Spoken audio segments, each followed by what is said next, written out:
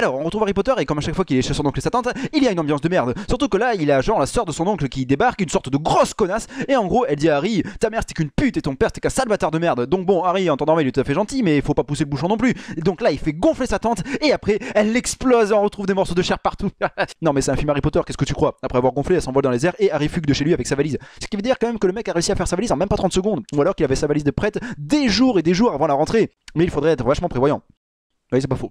Enfin bref, après avoir fugué, Harry décide de se réfugier dans une taverne, si jeune et déjà des problèmes d'alcool, mais par chance il tombe sur le ministre de la magie, ce qui est quand même super gros comme coïncidence, mais peut-être qu'en réalité il s'agit... Coïncidence rigolote, mais qui n'en est peut-être pas une. Coïncidence? Mais moi je sais pas. Enfin bref, Harry inquiet lui demande « Mais je ne vais pas être renvoyé de l'école pour avoir utilisé de la magie en dehors de celle-ci ?» Mais non, voyons, on ne doit pas envoyer quelqu'un en prison uniquement parce qu'il a fait gonfler sa tante. Ouais, enfin l'an dernier vous y avez envoyé Hagrid sans aucune raison quand même. Oui, mais c'était pas pareil parce que là... Hey, tu sais que j'ai fait acheter tes fournitures scolaires? Pourquoi est-ce que vous avez fait ça? Et pourquoi pas? Dans la foulée, Harry apprend qu'il y a un tueur, Sirius Black, un partisan de Voldemort, qui s'est échappé de la prison d'Azkaban et qu'apparemment ce dernier voudrait le retrouver pour le tuer. T'as vraiment un karma de merde mon gars, je te plains. Donc le danger est bien présent, surtout que Sirius Black peut être partout, mais fort heureusement pour Harry, le ministère a pris des mesures et a décidé de faire garder le château de Poudlard par des détraqueurs. En gros, ce sont des machins qui ressemblent à des Nazgûl.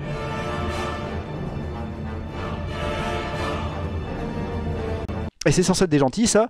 Apparemment non, puisque en fait quand ils rencontrent Harry Potter, ils essayent de lui aspirer son âme. Et même le directeur de l'école prévient les élèves en leur disant qu'il faut absolument qu'ils les évitent parce que, en gros, ils sont super dangereux et qu'ils ne distinguent pas le bien du mal. Mais pourquoi on met dans une école alors? On peut m'expliquer 2 secondes quel est le putain d'intérêt qu'il y a pour capturer un criminel super dangereux, de confier cette tâche à des mecs tout aussi dangereux voire plus? Surtout que là ils ont quand même tenté d'assassiner Harry Potter et que le directeur attend que cela se produise 2 fois pour décider de renvoyer les détraqueurs en dehors de l'école. Ouais, donc en gros c'est grave la merde pour Harry, surtout qu'en plus d'être recherché par un tueur évadé de prison et d'être harcelé par des spectres de la mort, on lui refuse de faire une sortie scolaire pour la simple et bonne raison qu'il n'a pas fait signer un mot d'autorisation de ses parents. Non mais de quoi? Mais d'où ça sort ça putain?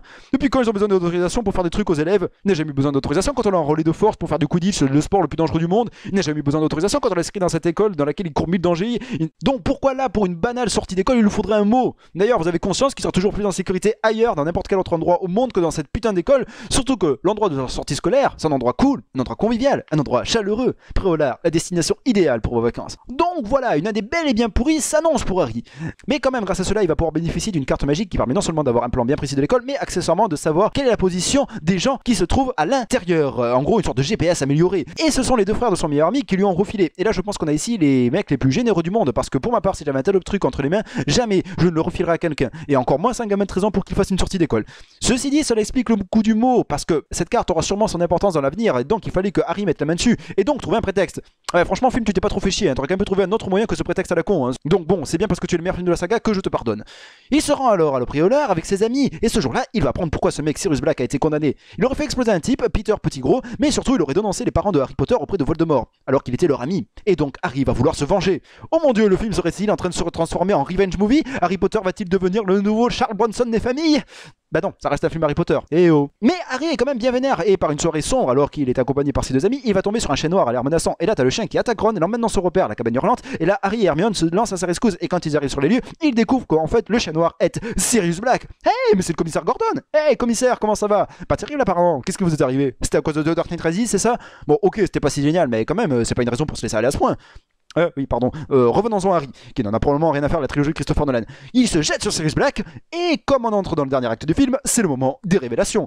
Alors on apprend en premier lieu que déjà le professeur de défense contre les forces du mal était et est toujours pote avec Sirius Black, que ce dernier n'était coupable de rien du tout, que en fait c'était le rat de Ron qui du coup n'était pas vraiment un rat, puisque c'est la personne que l'on croyait que Sirius Black avait tué, Peter Pettigrew, donc c'est lui le sale bâtard de sa race. Oh mon dieu. Et en plus les révélations ne s'arrêtent pas là, puisqu'on apprend que le professeur de défense contre les forces du mal est un loup-garou.